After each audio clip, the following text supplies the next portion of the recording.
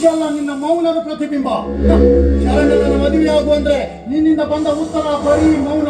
ನೋಡು, ನನ್ನ ಮಾತಿಗೆ ಒಪ್ಪಿಕೊಂಡು ಶರಣನನ್ನ ಮದುವೆಯಾಗ್ತೀಯೋ, ಎಲ್ಲದೆ ಹೋದ್ರೆ ಇದರ ಪರಿಣಾಮ ನಿನ್ನ ಮೈಯಾಗೂ ನಿರುಕದ ರೀತಿ ಇರುತ್ತೆ.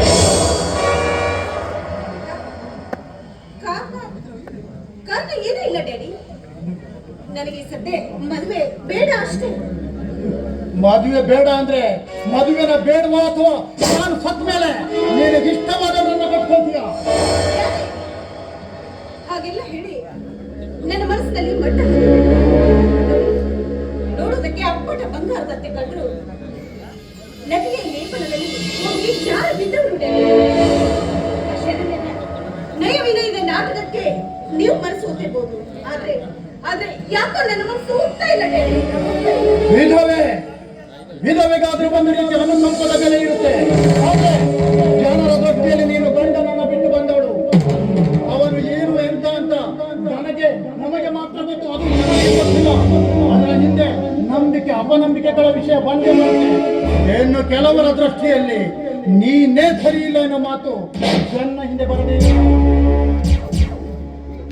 ಈಗ ಕೊನೆಯದಾಗಿ ಹೇಳ್ತಾ ಇದ್ದೀನಿ, ಶರಣನನ್ನ ಮದುವೆ ಆಗ್ತೀಯೋ ಇಲ್ವೋ? ಇಲ್ಲ ಇಲ್ಲ ಇಲ್ಲ.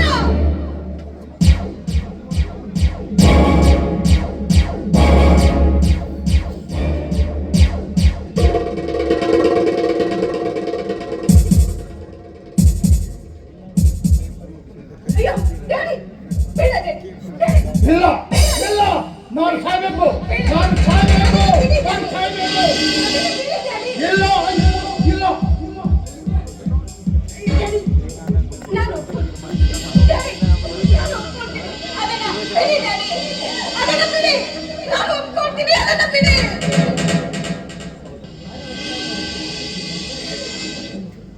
ಸಮಾಧಾನ ಸಮಾಧಾನ.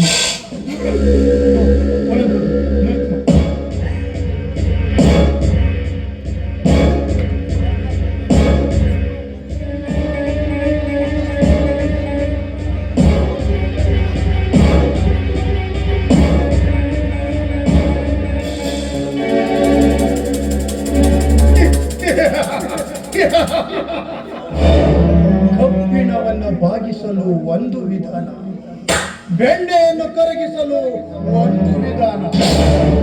ಹೌದು, ಇವಳ ಮನಸ್ಸು ಪರಿವರ್ತನೆಯಾದ ಈ ಸಂದರ್ಭದಲ್ಲಿ ಇವಳ ಮದುವೆಯನ್ನು ಮಾಡಿ ಮುಗಿಸಬೇಕು.